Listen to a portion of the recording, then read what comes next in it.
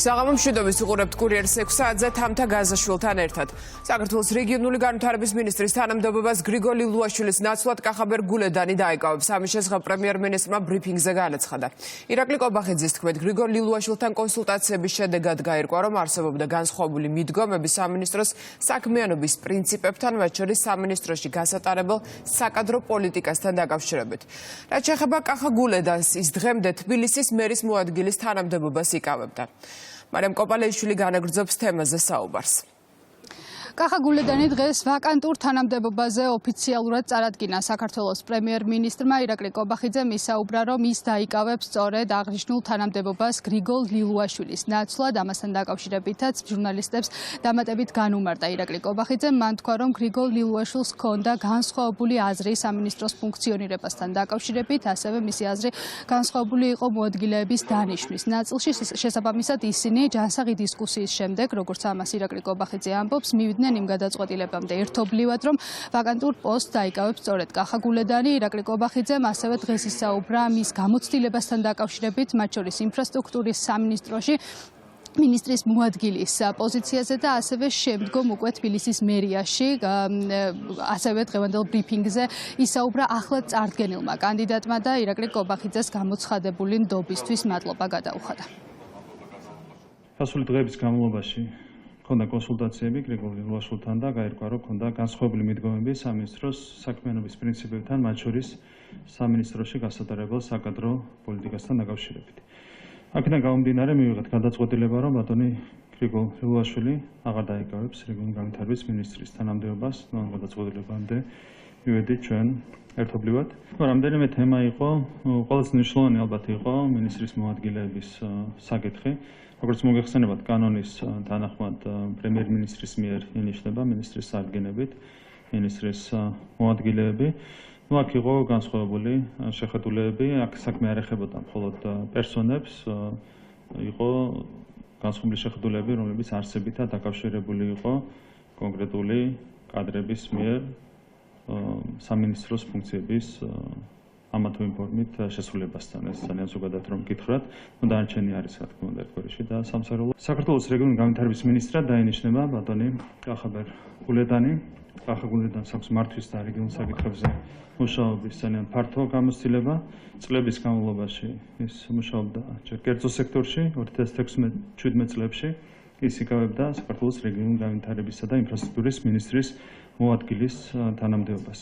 მოგვიანებით ის იყო სამგორის რაიონის გამგებელი, ქალაქ თბილისის მუნიციპალური ინსპექციის ხელმძღვანელი. კახა გულედანი დღემდე იკავებდა თბილისის მერის მოადგილის თანამდებობას. მე მინდა წარმატებები უსურვო ბატონ კახა გულედანს საქართველოს რეგიონული განვითარების მინისტრის თანამდებობას. კანდიდატი უკვე ოფიციალურად წარდგენილია, ამის შემდეგ კი უკვე პროცესი პარლამენტში გადაინაცვლებს და კახაბერ გულედანსაც აღნიშნულ თანამდებობაზე სწორედ პარლამენტი დაამტკიცებს. უღრმესი მადლობა ნდობისთვის. ეს ნდობა მანიჭებს განსაკუთრებულ პასუხისმგებლობას, ამ ახალ გამოწვევებს და ამ ახალ პასუხისმგებლობას შევეცდები გუნდთან ერთად ღირსეულად გავართვა თავი. ახალი უწყების შექმნის შესახებ ინფორმაცია ირაკლი კობახიძემ რამდენიმე დღის წინ გაავრცელა. დღეს კი უკვე საზოგადოებისთვის ცნობილი გახდა, რომ რეგიონული განვითარების სამინისტროს ხელმძღვანელი კახა გულედანი გახდება. მადლობა მარიამ კოპალეიშვილი საუბრობდა პირდაპირ ეთერში. პარლამენტმა სახელმწიფო უსაფრთხოების სამსახურის უფროსის თანამდებობაზე ანდრი ოხანაშვილის კანდიდატურას მხარი დაუჭირა. ის 6 წლის ვადით აერჩიეს. საკანონმდებლო ორგანომ გადაწყვეტილება 79 ხმით მიიღო. ანდრი ოხანაშვილი აქამდე იუსტიციის მინისტრის თანამდებობას იკავებდა, მან პოსტზე გრიგოლ ლილუაშვილი ჩაანაცვლა. სახელმწიფო უსაფრთხოების სამსახურის ახალ ხელმძღვანელს კენჭისყრამდე თავდაცვისა და უშიშროების კომიტეტის წევრებმა მოусმინეს. მან მადლობა გადაუხადა ირაკლი კობახიძეს და სამთავრობო გუნდს ნდობისთვის ისაუბრა გამოწვევებზე, რომელთა შორისაც დაასახელა ოკუპაცია, რეგიონში შექმნილი უსაფრთხოების გარემო, სხვადასხვა პოლიტიკური ძალისფერი საქართველოში ვითარების გამწვავების ცდილობა და ხელისუფლების ძალადობრივი გზით შეცვლისთვის ნიადაგის მომზადება.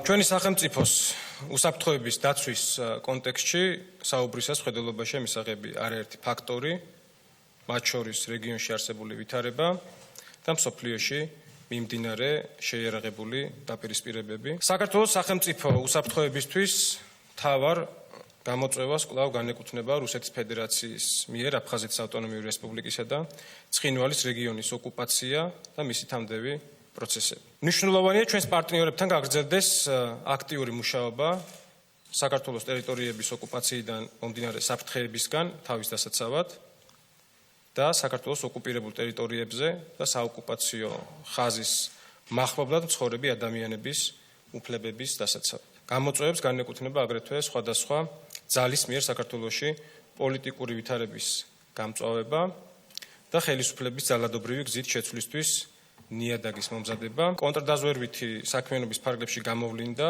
რომ უცხო ქვეყნების სპეციალური სამსახურების ინტერესებში შედიოდა საქართველოში მიმდინარე პოლიტიკური, სოციალურ-ეკონომიკური პროცესები. ამასთანავე გამოიკვეთა უცხო ქვეყნების სპეციალურ სამსახურებთან დაკავშირებულ პირთა მცდელობები საქართველოში მოქმედ მედია საშუალებებსა და ცალკეულ ჯგუფებთან ურთიერთობის ჩამოყალიბებისა და მათი გამოყენების მიმართულებით. საქართველოს სახელმწიფო უსაფრთხოების სამსახური გააგრძელებს აქტიურ მუშაობას აღნიშნული საფრთხეების ადრეული გამოვლენის, პრევენციისა და აღკვეთის მიმართულებით.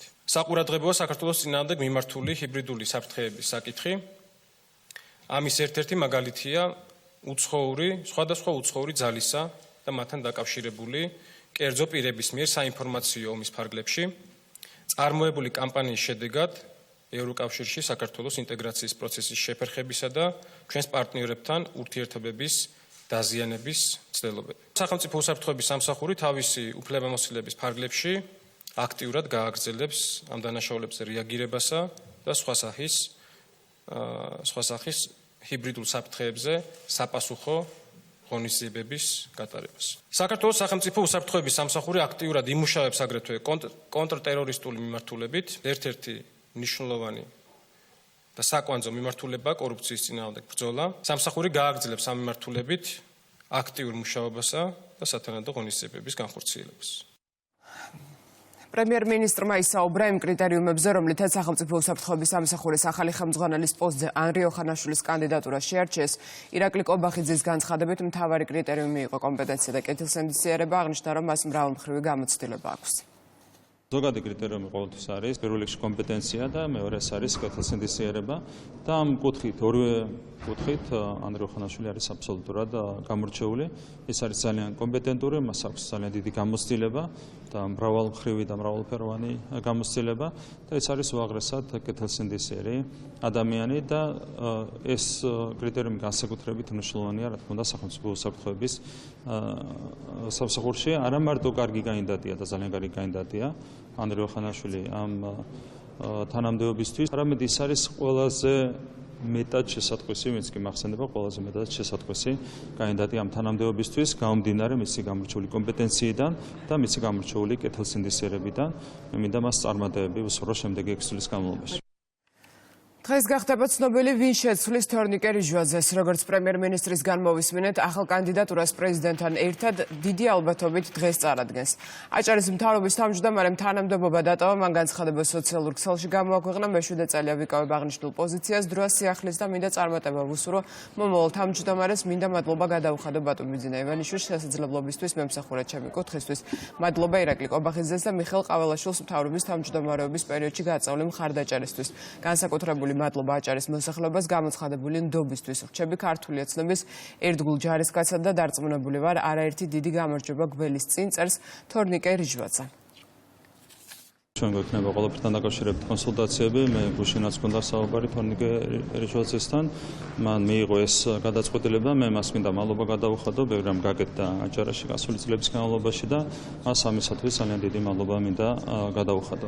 რაც შეეხება მომავალში აჭარის მთავრობის თავმჯდომარის კანდიდატურას, დიდი ალბათობით დღესვე წარვადგენთ პრეზიდენტთან ერთად ახალ კანდიდატურას, გვაქვს ამასთან დაკავშირებით პრეზიდენტთან კონსულტაციები, ასევე შეასრულა კანდიდატთან კონსულტაციები და დიდი ალბათობით დღეს უკვე წარვადგენთ კანდიდატს, წინ არ გავუსწრებ მოვლენებს.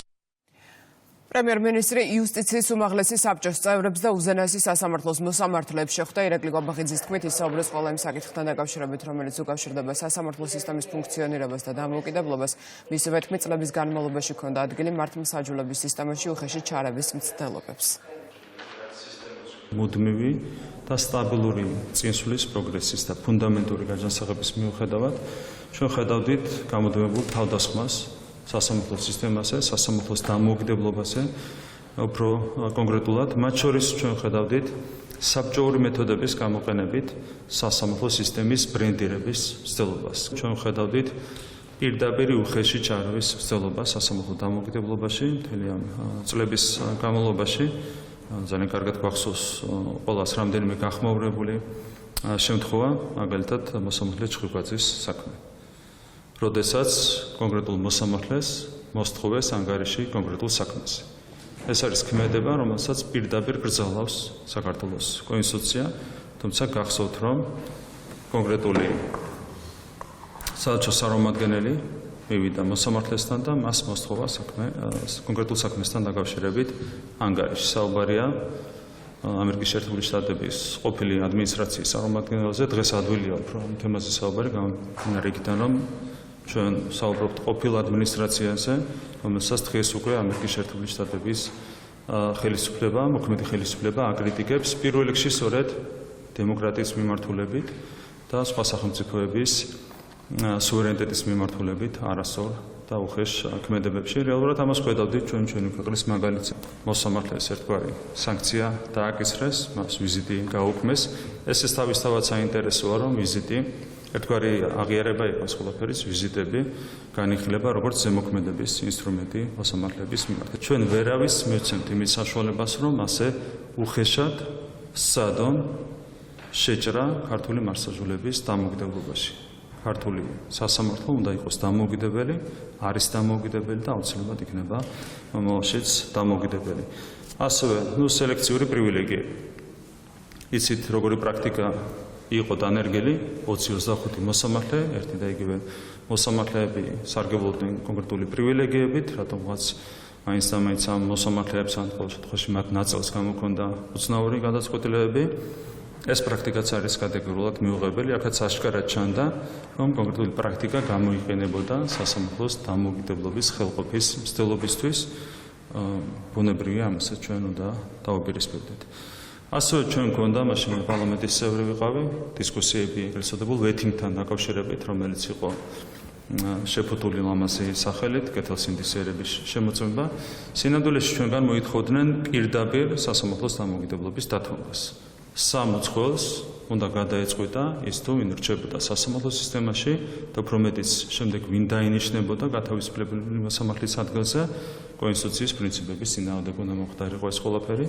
თქვენ მოგეხსენებათ, რომ კონსტიტუციის ძალიან მყარად არის დაცული მოსამართლის დამოუკიდებლობა, მათ შორის არის გარანტირებული მოსამართლის უადოობის პრინციპი და ამ ყველაფრის ფონზე სამ უცხოელს უნდა გადაეწყვიტა უადოდ განწესებული მოსამართლის ბედი და უფრო მეტიც უნდა დაენიშნა ახალი მოსამართლეები. გავიხსენოთ რუსთავის საქმე. მაგალითად, 9 მოსამართლე, უზენაეს სასამართლოს 9 მოსამართლე გამოაცხადეს პირდაპირ ლამაზ ქვეყნის მტრად.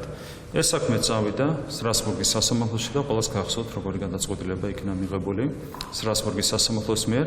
აქაც გამოჩნდა, რომ სინამდვილეში აქ საქმე ჰქონდა ჩვენ არა ვიღაცის გულწრფელ ემოციებთან, სასამართლოს მიერ გამოტანილ გადაწყვეტილებასთან დაკავშირებით, არამედ ეს იყო სასამართლოზე პოლიტიკური ზეწოლის, მათ შორის გარე პოლიტიკური ზეწოლის განხორციელების ცდელობა. ზოგადად სტრასბურგის სასამართლომ ყველა შეკითხვას გასცა პასუხი.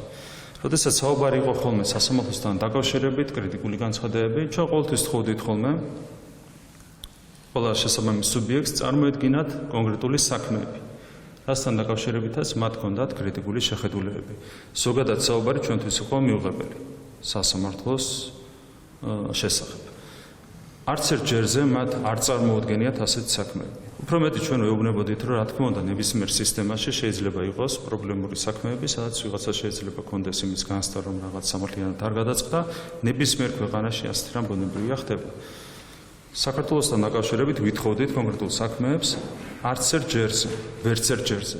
უпроსორად ვერ წარმოგვიდგენეს ვერც ერთი ასეთი საქმე, რასთან დაკავშირებითაც შეიძლებოდა ყოფილიყო ასე ვთქვათ, კაფეო განცდა იმისა, რომ რაღაც საკითხი უსამართლოდ გადაწყდა. მოსამართლებთან შეხვედრაზე საუბარი შეეხო სანქციების თემასაც პრემიერ-მინისტრმა განაცხადა, რომ ეს არის პოლიტიკური ჩარევის უხეში მცდელობა. ირაკლი კობახიძის შეფასებით ქართველი მოსამართლეების დასანქცირება ტრაგიკული არა მათთვის, არამედ იმ ქვეყნებისთვის, რომლებიც აწესებენ აღნიშნულ შეზღუდვებს. დასანქცირების ფაქტებს ზეწოლად განიხილავს უზენაესი სასამართლოს თავმჯდომარეც.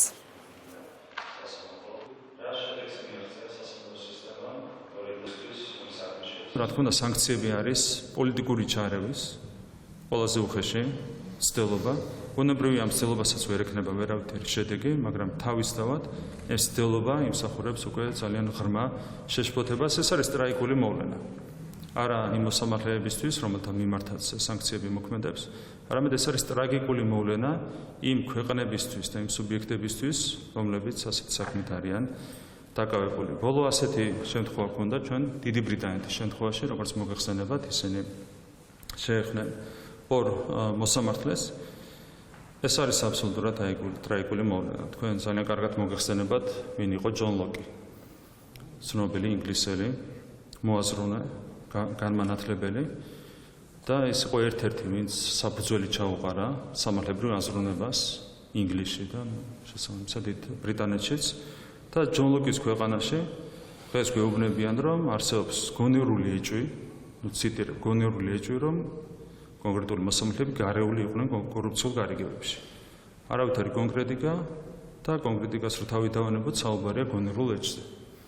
უხეშად რო თქვა, ჯონ ლოკი ალბათ საფლავში ტრიალებს, როდესაც ასეთ რამეს ხედავს დიდი ბრიტანეთის ხელისუფლების მხრიდან.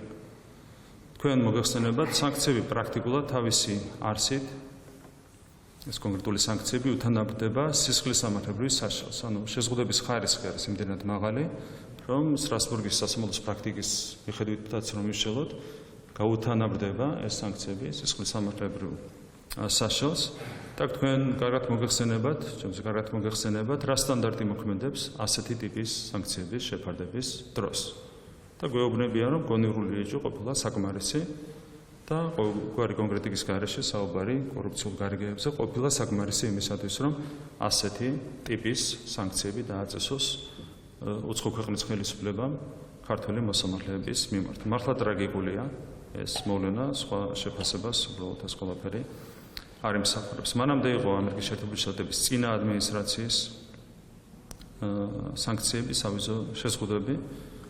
ესეც არის თომას შეფერსონის ქვეყანა, ნამდვილად ტრაგიკულია, როდესაც თომას შეფერსონის ქვეყანაში გამოდიან ხელისუფლების წარმომადგენლები და ასანქცირებენ ქართულ მოსამართლეებს და მოგვიანებით გეუბნებიან, რომ არ აქვთ არავითარი მტკიცებულებები და ღია წყაროებიდან, პრესიდან, ტელევიზიებიდან, მედიიდან მიიღეს ინფორმაცია გარკვეულ სავარაუდო ქმედებებთან დაკავშირებით. ეს ტრაგიკულია, ხო, სხვა სახელი არ შეიძლება ყველაფერს დაერქვას. შეფერსონის ქვეყანაში არ შეიძლება ასეთი გადაწყვეტილებები მიიღებოდეს. ეს არის პირდაპირ, შეიძლება ითქვას, პოლიტიკური ჩარევის ცდელობა ქართული მართლმსაჯულების დამოუკიდებლობაში, რასაც ვერავითარი შედეგი ვერ ექნება და ამის გარანტი არის თლიანად ხელისუფლება. თქო, ამის გარანტი ხარ თქვენ პირველ რიგში მოსამართლეები და ამ ყველაფერში ჩვენ მხრიდან, როგორც აღმასრულებელი, ასევე შემიძლია გადმოგცეთ თქვენ საკანონმდებლო ხელისუფლების პოზიციაც, თითოეული შტოს დამოუკიდებლობა იქნება ძალიან კაფიო, ჩვენ ვერ დაუშვებთ ქართული მართლმსაჯულების დამოუკიდებლობის ვერავითარ შეზღუდვას. სამწუხაროდ ჩვენ კვლავაც გვიწევს იმ სირთულეებზე საუბარი, რომელიც წლებია გრძელდება სასამართლოსთან მიმართებაში და რომელიც უხეშად გლახავს როგორც სასამართლოს დამოუკიდებლობას, ისე თითოეული ინდივიდუალური მოსამართლის დამოუკიდებლობას. იცით თქვენ, რომ ჩვენს კოლეგებს ბოლო პერიოდში უწევთ უკვე მუშაობა გამუდმებული ბულინგის შეურაცხყოფის პირობებში და ამ ბოლო პერიოდში ამ ყველაფერს დაემატა უკვე შანტაჟის ენით საუბარი. ვერ ხსნი იმ მოცემულობას, რომ მოსამართლე შეიძლება დასანქცირდეს მხოლოდ იმის გამო, რომ ის თავის პროფესიულ საქმიანობას ახორციელებს. განსაკუთრებით იმ პირობებში და იმ ვითარებაში, როდესაც ვერც ერთი დასაბუთებული არგუმენტი ვერ იქნა დადებული რომელიმე გადაწყვეტილების უკანონობის თაობაზე. სანქცირებულთა სიები მაქვს ხედველობაში, მოსამართლეების გვარების გამოჩენა უკვე მიუთითებს იმაზე. სავარაუდოდ აქ გათვლა კეთდება იმაზე, რომ თვითგადარჩენის ინსტინქტი გაძლიერდეს ინდივიდუალურ მოსამართლეში და ამან უზრუნველყოს ხელისუფლების ერთ-ერთი შტოს შიგნიდან ჩამოშლა. ბადრი ჯაფარიძეს პროკურატურამ ბრალი წარუდგინა საუბარია 359 მუხლზე, რომელიც საპარლამენტო საგამოძიებო კომისიის მოთხოვნის შეუსრულებლობას გულისხმობს და ითვალისწინებს ჯარიმასთან 1 წლამდე პატიმრობას. კომისიის ხდომაზე ბადრი ჯაფარიძე არ გამოცხადდა, რის შემდეგაც ის თბილისის საქალაქო სასამართლოში მაგისტრატი მოსამართლის წინაშე დაიკითხა. საქმის ფარგლებში ბრალი უკვე წარდგენილი აქვს მამუკა ხაზარაძეს, რომელსაც სასამართლომ 50,000 ლარიანი გირაო შეუფარდა. ბრალი წამიყენეს ხება კომისიაზე ეგრეთ წოდებულ საგამოძიებო კომისიაზე ჩემს არ მისვლას, ამასთან დაკავშირებით არ ბრალი წაყენებული. კონკრეტულად შემდგომი ნაბიჯები რა იქნება პროკურატურის მე არ ვიცი, დაველოდოთ. ყოველ შემთხვევაში ეს ცხადია, რომ დღევანდელი რეპრესიული რეჟიმი იყენებს პროკურატურას, სასამართლოს ოპონენტების მიმართ ანგარიშწორებისთვის. ბატონი ბადრი ჯაფარიძის, ბატონი მამუკა ხაზარაძის არ გამოცხადებას საგამოძიებო კომისიაში ორი მიმართულებაა. პირველი, ერთი რა დავალებაცაა კოლექტიური ნაცმოძრაობის თითოეულ დანაყოფს, რომ მაქსიმალურად დემონსტრაციულად არც ემპათიები სახელმწიფოს და სახელმწიფო ინსტიტუტებს, ასეც დამერწმუნეთ სათანადო პასუხს მიიღებენ და მეორე, ამით რეალურად მათმა პოლიტიკურმა ჯგუფმა აღიარეს პირდაპირ მნიშვნელოვნად და პირდაპირ, რომ იყვნენ ერთ-ერთი შემადგენელი ნაწილის იმ დიდი სისტემის, იმ დესტრუქციული იმ წამებლური და იმ რეკეტის სისტემის, რომელიც ნაციონალური დროს მოქმედებდა. მათივე საქციელი არის, მათივე წარსულის მხილება. შვიდად ველოდებით მოვლენების განვითარებას ასწრაფობს პრემიერ-მინისტრის შეერთებულ შტატებთან ურთიერთობის გადატვირთვაზე დასმულ კითხვას. როგორც ირაკლი კობახიძემ აღნიშნა, არსებობს შესაძლებლობების ორი სცენარი და ურთიერთობების გაჯანსაღებას ხელს შეუწყობს ტრამპის მიერ ეგრეთ წოდებული Deep State-ის დამარცხება. შვიდად ველოდებით მოვლენების განვითარებას. ჩვენ არჩევნები როცა დარდებოდა ამერიკის შეერთებულ შტატებში, რა თქმა უნდა, უარეს სცენარზეც ჰქონდა გათვლილი და ეს უარეს სცენარი იქნებოდა იგივე, ასე ვთქვათ, მართლობის დარჩენა ხელისუფლებაში, რაც მანამდე მოქმედებდა. ამ სცენარისთვისაც კი ვიყავით ჩვენ მზად, აბსოლუტურად მზად. ვერც ამ სცენარის პირობებში ვერ შეარყევდა ვერავინ ჩვენი ქვეყნის დამოუკიდებლობას. ახლა უკვე მნიშვნელოვანი შედეგი მოიტანა ტრამპის არჩევამ. თავი შედეგი არის ის, რომ საზოგადოებამ ძალიან ბევრი რამ სხვანაირად გაიგო. უკვე ხედავთ, რომ ახალი ხელისუფლება ამერიკის შეერთებულ შტატებში საუბრობს იგივეს წინა ხელისუფლებაზე, რასაც ჩვენ საუბრობდით 4 წლის განმავლობაში. ეს უკვე ძალიან ხელშესახები შედეგია, ძალიან მნიშვნელოვანი შედეგია. რაც შეეხება სამომავლო განვითარებას, ვნახოთ. ჩვენ ყველაფრისთვის ვართ მზად, არის ორი შეასრულო სცენარი. ერთი სცენარია, რომ ტრამპი ამარცხებს Deep State-ს, ამ შემთხვევაში ეს არის ჩვენთვის, რა თქმა უნდა, კარგი სცენარი, რაც ხელს შეუწყობს ურთიერთობების გაჯანსაღებას საქართველოს და ამერიკის შეერთებულ შტატებს შორის, მაგრამ თუ ტრამპი ვერ დაამარცხებს Deep State-ს, ამ შემთხვევაში არის რისკი იმისა, რომ ისევე გაგრძელდეს მოვლენების განვითარება, როგორც ეს გრძელდებოდა გასული 4 წლის განმავლობაში. ჩვენ ორივე სცენარისთვის ვართ მზად, ვერც ერთი სცენარის პირობებში ვერავინ ვერ შეარყევს ქართული სახელმწიფოს სუვერენიტეტს და დამოუკიდებლობას. პოლიტიკური შეფასებების თემა ზაზა შათერიშვილის წერილი ვრცელ ტექსტში წერია, რომ ტრამპი ზუსტად ისევეა იძულებული დაექვემდებაროს გლობალურ ომის პარტიას და Deep State-ს, როგორც ბაიდენი. საქართველოსთან მიმართებით კი ახალი ადმინისტრაცია დუმილის რეჟიმში რჩება, რადგან ქართულ ოცნებაზე თავდასხმა დღეს კონტრპროდუქტიული იქნებოდა. ზაზა შათერიშვილის წერილის შესახებ დღეს გამართულ ბრიფინგზე რეჟისორმა გოგა ხაინდრავამაც ისაუბრა. ტრამპის ადმინისტრაციამ ეკონომიკური ომი გამოუცხადა მთელ მსოფლიოს. მინდა გითხრათ, რომ ეს ძალიან სახიფათო მოვლენაა. თუ გავითვალისწინებთ იმას, რა ხდება უკრაინაში ამ 2 წლის განმავლობაში, როდესაც ევროპის შუაგულში ძინვარებს ომი, თუ დავამატებთ ამას ეკონომიკურ ომს, ჩვენ ერთ ნაბიჯია მსოფლიო ძალიან სერიოზული კატასტროფისგან, რასაც ბირთვული ომი ქვია. მეგობრებს ესე არ ექცევიან, როგორც ამერიკა მოექცა გინდა დიდ ბრიტანეთს და გინდა ევროკავშირს.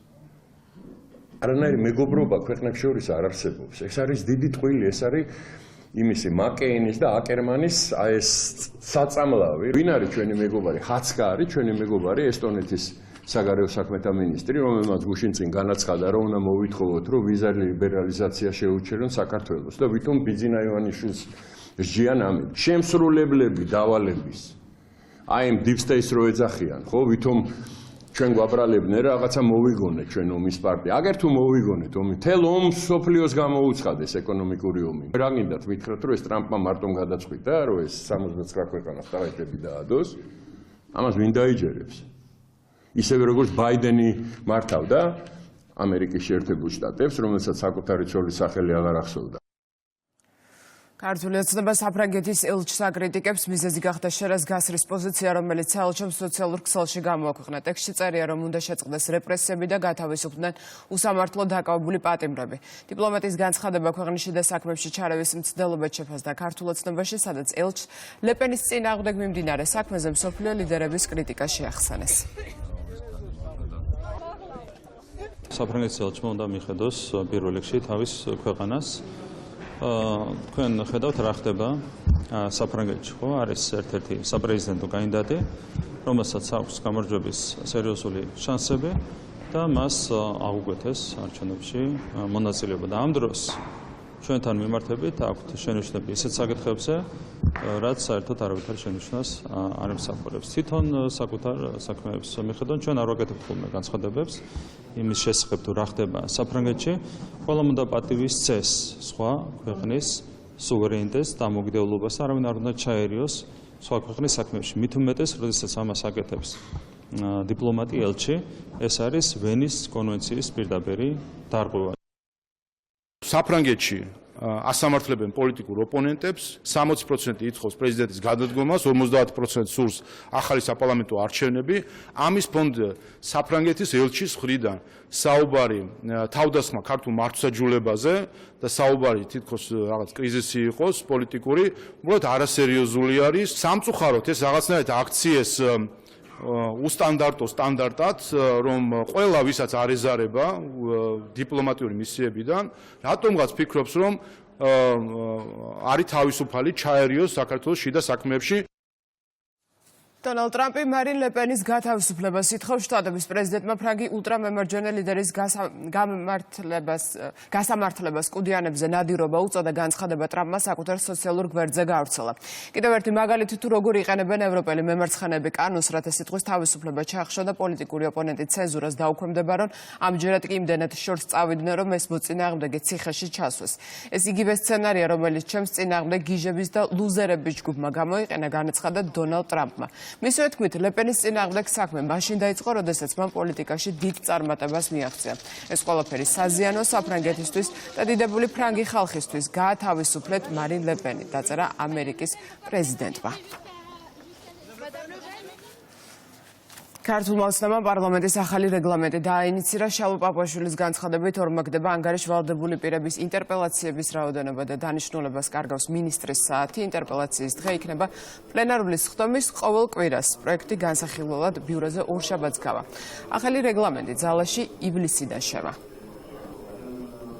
ახალი რეგლამენტის პროექტით აღმოიფხვრება ყველა ორაზროვნებები, რაც არის პროცედურებში და ასე შემდეგ. იცით, რომ ხანდახან იყო ხოლმე სხვადასხვა განმარტებების მცდელობები. რომ გითხრათ, რა არის ძირითადი ცვლილებები. პირველიც გეხლავთ, რომ ინტერპელაციების რაოდენობა ორმაგდება. ინტერპელაცია გახლავთ პარლამენტის წევრების ინსტრუმენტი, რათა კითხვით მიმართონ მინისტრებს, პრემიერ-მინისტრს, სხვა ანგარიშვალდებულ პირებს და დაიბარონ უბრალოდ ამ კითხვაზე პასუხად შესაბამისი სუბიექტები უნდა მოვიდნენ პარლამენტში და პლენარული სხდომის ფორმატში უპასუხონ კითხვებს და შემდეგ იმართება დებატები. სესიის განმავლობაში 4 ინტერპელაცია იყო, ეხლა ორმაგდება, რაც ნიშნავს, რომ ყოველ პლენარული სხდომის ყოველ კვირას იქნება ინტერპელაციის დღე. აქედან გამომდინარე, თავის დანიშნულებას უკვე კარგავს მინისტრის საათი. მინისტრის საათის შემთხვევაში მოდიოდა წელიწადში ერთხელ, რამდენი კითხვაც იქნება, იმდენჯერ მოუწევს მინისტრს მოსვლა. ყოველწლიური ანგარიში იყო და რჩება პრემიერ-მინისტრის, რომელიც მთავრობის ანგარიშს ეხება მთლიანად და რა თქმა უნდა, იქ საუბარია თითოეულ სამინისტროზე. Манипулირების მორიგ კამპანიას უწოდებს CESCO მედით გავრცელებულ ინფორმაციას და რეგულაციების დაზუსტებასთან დაკავშირებით განცხადებას აქვეყნებს. საარჩევნო ადმინისტრაცია განმარტავს, რომ დადგენილებით არ მოხდარა და ვერც შეზღუდავდა დამკვირვებლების უფლებებს. საარჩევნო კოდექსით კი დაუშვებელია კენჭისყრის ოთახში ამორჩეულის გადაადგილების ფიზიკურად შეფერხება, პირადობის ჩვენების მოთხოვნა, მათ შორის გამორთმევა, ამორჩეულის პირადობის დამადასტურებელი დოკუმენტის, ამორჩეულის მონაცემების, საარჩევნო ბიულეტენზე გაკეთებული არჩევანის ფოტო, ვიდეო გადაღება ან სხვა გვარი დამუშავება. CESCO-ს განცხადებაში მითითებულია, რომ საარჩევნო კოდექსი ყოველთვის იკრძალავდა ამორჩეულის პერსონალური მონაცემების დამუშავებას ან გამჟღავნებას. მათივე შეფასებით პოლიტიკურად ანგარიჟირებული პირები სოციალურ ქსელში ავრცელებენ დეზინფორმაციას. ცნობისთვის პოლიტიკოსების ასევე მესამე სექტორის მხრიდან დღეს ითქვა, რომ დადგენილებაში შეტანილი ცვლილება ზღუდავს კენჭისყრის სრულყოფილად დაკვირვების შესაძლებლობას. CESCO-მ დადგენილებით დააზუსტა ზოგიერთი პროცედურა, რომელსაც საარჩევნო კანონმდებლობა აქამდე ითვალისწინებდა. დადგენილების კრიტიკოსები ან კარგად არ იცნობენ, ან საერთოდ არ იცნობენ მოქმედ საკანონმდებლო რეგულაციებს, შესაძლოა, რომ მიზანმიმართულადაც ცდილობენ დამახინჯებული ინფორმაციის გავრცელებას. სხვაგვარად რთული აიხსნას, რატომ მანიპულირებენ ამომრჩეველთა პერსონალური მონაცემების დაცვის მაღალი სტანდარტით, რასაც CESCO ამ დადგენილებით უზრუნველყოფს, ისინი კი აღნიშნულ პროცესს დაკვირვების შეზღუდვად მოიაზრებენ. სამწუხაროა, რომ ზოგიერთი პოლიტიკურად ანგაჟირებული პირები ავრცელებენ დეზინფორმაციას და კანონსაწინააღმდეგოს უწოდებენ საარჩევნო ადმინისტრაციის ქმედებას. სურსათის უნებლობის ამსახურის ინფორმაციით ჭარბი ალფა-ტოქსინების შემცველი რძე ბაზრიდან უკვე ამოღებულია, უწყობამ დამატებითი განმარტება კურიერთან გააკეთა. იქამდე თემაზე დაავადებათა კონტროლის ცენტრის ხელმძღვანელმა ისაუბრა. პაატა იმნაძემ თქვა, რომ ალფა-ტოქსინების ის რაოდენობა, რაც სოფლის ნობათის რძის ნიმუშებში გამოვლინდა, მწვავე ინტოქსიკაციას ვერ გამოიწვევს. სპეციალისტების თქმით, საქართველოს ევროპული ნორმატივებით ხელმძღვანელობს, რომელიც ამერიკულზე 10-ჯერ მკაცრია. კომპანია სოფლის ნობათის განცხადებაში კი წერია, რომ მოცემული პროდუქტი მომხმარებლისათვის საფრთხეს არ წარმოადგენს, თუმცა სააგენტოს დადგენილებებით არსებობს ვარაუდი, რომ ის შესაძლოა ზოგიერთ ადგილობრივ მოთხოვნას არ აკმაყოფილებდეს. იყო მცირე რაოდენობის პარტია, მყისიერად ინფორმაცია როგორც კი მოგვეწოდა გავასაჯაროვეთ და ამავე დროს თავად ბიზნეს ოპერატორმა ძალიან აქტიურად გვეთანამშრომლება, მიეწოდა ინფორმაცია და იმავე დღესო მოხდა, დაიწყო ამ კონკრეტული პარტიების ამოღება ბაზრიდან. ძის მწარმოებლები მიეკუთვნებიან მაღალი რისკის მწარმოებლებს და ამიტომ ასეთ ობიექტებს მინიმუმ 4-ჯერ ვამოწმოთ. ეს ნიშნავს 4-ჯერ გეგმური შემოწმება, 4 გადამოწმებით. ჩათვალეთ, რომ ყოველ 2 თვეში ერთხელ ჩვენი სახელმწიფო კონტროლი ხორციელდება მაღალი რისკის საწარმოებში. აქამდე მსგავსი პრობლემა არ გქონია კონკრეტულ ბიზნეს ოპერატორთან საერთოდ მიმართებაში არ გქონია. ეს არის პირველი შემთხვევა მცირე პარტიებთან დაკავშირებული, კონკრეტული პარტიებია მითითებული ჩვენს მიერ გამოქვეყნებულ ინფორმაციაში, რომელიც იყო დაკავშირებული ამ გადაცდომასთან. ქართული ნორმა არის ევროპული სრულად დასაშვები კონცენტრაციის. გადააჭარბა მას, თუმცა ამას არ გადაუჭარბებია მაგალითად ამერიკაში და იაპონიაში დაწესებული ზღურულად დასაშვები კონცენტრაციისთვის. პროდუქტი რა თქმა უნდა ამოიღოს და გაინადგუროს, იმიტომ რომ ქართულ ნორმას არ შეესაბამება, მაგრამ რეალურად ბევრ განვითარებულ ქვეყანაში დაწესებული ნორმა უფრო მეტია ზღურულად დასაშვები კონცენტრაციის. აქედან გამომდინარე რეალური არავითარი საფრთხე არ არსებობს. მისი ზღურულად დასაშვები კონცენტრაცია ბევრად უნდა აჭარბებდეს, თქვა, დასაშვებდა, ეს უნდა ხდებოდეს ძალიან ხანგრძლივად, რომ მან რაიმე ეფექტი მოახდინოს ადამიანის ჯანმრთელობაზე. ის მონაცემები, რასაც გვაძლევს სურსათის ეროვნული სააგენტო, მიუთითებენ ქვეყანაში მიღებული ნორმის გადაჭარბებაზე, რომელიც გაცილებით ნაკლებია ვიდრე სხვა ქვეყნებში, მაგრამ ეს არ არის ტოქსიური მაჩვენებელი. ტოქსიური მაჩვენებლად ჩვენ განვიხილავთ იმ ციფრს, რომელიც მკვეთრად აღემატება დასაშვებ ნორმას. აქედან გამომდინარე, რისკი იმისი, რომ ის მაჩვენებელი აფლატოქსინის, რომელიც დაფიქსირდა რძეში, პირდაპირ ზეგავლენის მომხდენი ყოფილიყო ბავშვის ჯანმრთელობაზე, რა თქმა უნდა არ არსებობს. თბილისის საბავშვო ბაგა-ბაღების სააგენტოს ინფორმაციით რძე და რძის პროდუქტები, რომელიც მიეწოდება თბილისის საბავშვო ბაგა-ბაღებს სრულად შეესაბამება სახელმწიფოს მიერ დადგენილ ყველა სტანდარტს. სააგენტოს ცნობით, ბაღებში 60-მდე სახეობის საკვები პროდუქტი შედის და ყველა ტექნიკური მოთხოვნა, რაც ვრცელდება საბავშვო ბაღებზე, თითოეული დაწესებულების მიერ არის ზედმიწევნით დაცული. თბილისის საბავშვო ბაგა-ბაღებში პროდუქტის მიწოდებიდან მომზადების ჩათვლით კვების პროცესის სრული კონტროლი სისტემატურად ხორციელდება, აღნიშნულია გამოქვეყნებულ განცხადებაში. ეს არის კურიერი 6 საათზე რეკლამის შემდეგ კვლავ პირდაპირ ეთერში ვართ. თაღლითობისთვის დაკავებულია 34 წლის ქალი, რომელმაც სუროგაციის გზით შვილის ყოლის მსურველ წყვილს დიდი ოდენობით ახა მოტყუებით გამოართვა. გამოძიების ცნობით, ბრალდებულმა ისარგებლა წყვილის ნდობით, უთხრა, რომ მოიძია ორი სუროგატი დედა დაარწმუნა, რომ დაიბადნენ მდედრობითი სქესის ახალშობილები, რომლებსაც შეექმნათ ჯანმრთელობის პრობლემები, რის გამოც დამატებით ვითომდა მათი მკურნალობის მიზნით გამოსდელა დიდი ოდენობით ახა.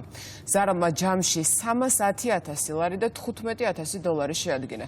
ინფორმაცია კურიერი პიესმა ექსკლუზიურად 2 კვირის წინ გაავრცელა. გადაცემაში გავიდა რეპორტაჟი, რომელშიც დაზარალებული ოჯახი ყვებოდა, როგორ ენდო ნაცნობ ქალს, რომელმაც დიდი ოდენობით ახა მოტყუებით გამოსცალა.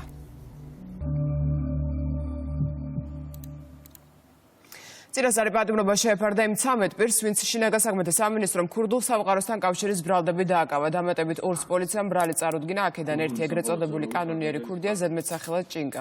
ბრალდებულები თბილისში, ლანჩხუთსა და ბათუმში დააკავეს. გამოძიების ინფორმაციით ისინი აქტიურად მონაწილეობდნენ ქურდული სამყაროს საქმიანობაში და ასრულებდნენ მათ დავალებებს. გარჩევები დაშინებით მუქარი და კრიმინალური გავლენების გამოყენებით სარგებლის მიღების მიზნით მოქმედებდნენ გურიის რეგიონში. ამოღებულია კომპიუტერული ტექნიკა, ტელეფონები, იარაღები, ასაფეთქებელი მოწყობილობები, მარიხუანა და ფული. პირველი ამან დაარტყა და მერე დაუშვეს. მერე ჯეირანაც ხავს, მანქანა აი გაპროციანებს ეს უარდა და საერთოდ საქსეულზე დაარტყა კიდე. მაგათ დედა ვინა ჯეირანას დედა პირში და ჯეირანას ფუფუნებაში ავარდნილი და მე აგერ ნაცვალები ვარ, აგერ მე მოვდივარ ქუჩიდან. ყველა გადარებულია ჯანგველათიანა, ფურმენის ყუიჟინათიანა, მთელი საფუძველი. გუშინ ველაპარაკე 15 უკურს. მე როგორც გამზადენ კურსებად, მასეთი რაღაცა რუსთავლებინ კურსებს. ენცომ რო დამირეკა, კაცი მეიპარენო, წეიყვანე და აწამენო. არის აგერ ოჯახი გეუნებიდო. რა თმიდა მე ვინმე ზრიშენია. პირველი მე დავაჭედებ თავში და ვაზგულტარებ. გოუსებ თავს ტყვი. ვინმე გამოიწევა? ეტყვის კურდისკენ გამოიწია, მე რა ვიცი, ვინ იყო მაგის დედა მიაცხრილავე და იქნება მიცხვილული. სალამზე. აგერა ეს კაცი. მოგდობო. მადლობა ჩემი სახელისთვის ყველაფრის, მაგრამ მაი არის გათახსირებული აქტივისტი. დედა დაგერეკა ჩემთვის. თუ დაიჭერცავე. ასე თქვა, თენგომო, ცეტიო, რასლეტიო, რომელიც მოეწონებაო, ჩემგან საჩუქრათოდა. პლუს მაგას $1,500. შენ გადაეციო მის ოჯახს. პრარაფს ეტყვირო, თენგომ გთხოვათ, დახმარება გვინდა. განჩხუთელი ახალგაზრდობა იყო მოსული, 1,20,000 ლარი ავახილე. შენ ბიჭო მაგას არ შეხო, მაგი მე მეხება ქურც ჯერ და მე მომავალს. გაიგე, მე გადავწყვიტავ მაგას, მაგის ბედი ხმავ. ძველ ბიჭ, მე რომ მიმალავ. რამე გაინტერესებს ბიჭო? დაურეკე თენგოს. აუ ფუ მაგზიენო. რა გაზიენ ბიჭო? რა გაზიენ? მაგის დედა მაცია კერა ვინც უნდა ის იყოს ძმაო საქმის ხუშიო მაგის საქციელს მინაპრავებსო მაგის საქციელი კაიკაცის საქციელი იყო კურდებისკენ იარაღით გეიწიაო თქმა მაგასა გამართლება ან მეტისენ გწამს ან ხუდის ან კურდულის შენ ხო ხარ დაწუნებული რომ ტარია მაგ სად ხარ სადა შემაში დამბრის აგინა გაგადებილებენ ზამ დავხოცენ ხალხი თობის კონტაქტი გვიწყენ ჩვენბეში დასესრულები ვარ დედა გვაქვს ის ხახეთკილი მოგვაქვს თქვი ზამბაო გეიგე აი ნურის ეში იყო და დაბრიდნენ ზემაში არია ცხონდა 6 სიტყვია ზონ ასროლია დააცალე 6 სიტყვის მერე შეიძლება მერე კიდე ესროლენ რავი მაგის დაჩარჩმული იყო ვაფშე ნავი $100,000 რომ მოკეციო მაგის პროცენტიო რაც გვეკუთვნოდაო მოგების პროცენტი რაც გვეკუთვნოდაო მომეციო მილოიან დარება გაწოფებული იყო ეტოქშია ჩამსეკეთე გურგების არიანო ხოლისო და მაგით ემო გადაწყვეტილიაო და მეო მისმენდი კიდევ ერთი დაკავება ნარკოდანაშაულის ბრალდებით კახეთის პოლიციამ რამდენჯერმე განახორციელა ნარკოტიკის საკონტროლო შესყიდვა და ფაქტის ფარული აუდიო-ვიდეო ჩაწერა. ამოღებულია დიდი ოდენობით ნარკოტიკული საშუალება ალფა პივიპი. გამოძიება 260 მუხლით მიმდინარეობს.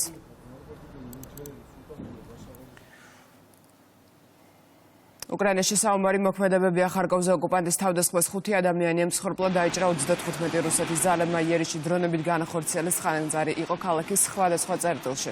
განადგურებულია სამოქალაქო ინფრასტრუქტურა, დაზიანდა 30 კორპუსი.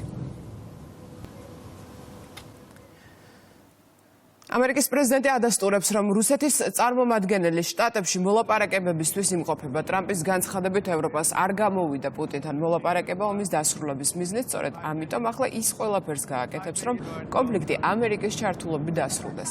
ევროპა წარუმატებელი იყო პუტინთან ურთიერთობაში, მე წარმატებული ვიქნები, აცხადებს შტატების 47 პრეზიდენტი. ევროპა წარუმატებელი იყო პრეზიდენტ პუტინთან ურთიერთობაში, მაგრამ ვფიქრობ, მე წარმატებული ვიქნები. ჩვენთან არის რუსეთის სპეციალური წარმომადგენელი, მასთან ვსაუბრობთ ომის დასრულებაზე. ვსურს, რომ კონფლიქტი რაც შეიძლება მალე შეწყდეს. ამ ომის გამო ყოველდღიურად ათასობით ადამიანი იღუპება, ისინი ძირითადად ჯარისკაცები არიან, უკრაინელი და რუსი სამხედროები, ამიტომ ეს უნდა დასრულდეს.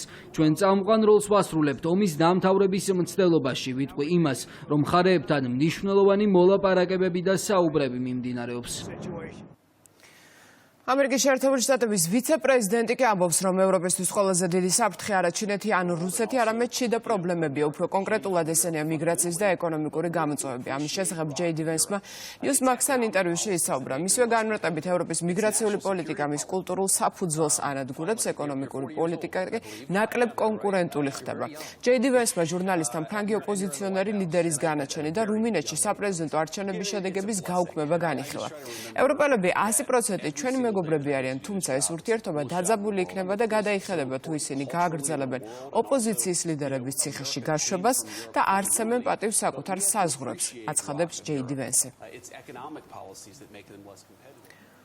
ტრამპის მიერ ქვეყნებისთვის დაწესებულ ტარიფებს ამერიკულ ბირჟაზე ბოლო 5 წლის განმავლობაში ინდექსების ყველაზე დიდი ვარდნა მოყვა. Associated Press-ის ინფორმაციით, ამერიკის პრეზიდენტის გადაწყვეტილების შემდეგ აქციების ფასების კლებამ ეკონომიკის ყველა სფერო მოიცვა. დაეცა ავიაკომპანიების, კვების ქსელების და ბანკების აქციების ღირებულება, ასევე ტანსაცმლის, ფეხსაცმლის, ელექტრონული მოწყობილობების მწარმოებელი კომპანიების და სავაჭრო ქსელების აქციების ფასებიც. Bloomberg-ის რეიტინგის მონაცემებით, მსოფლიოს 500-მა უმდიდრესმა ბიზნესმენმა $208 მილიარდი დაკარგა.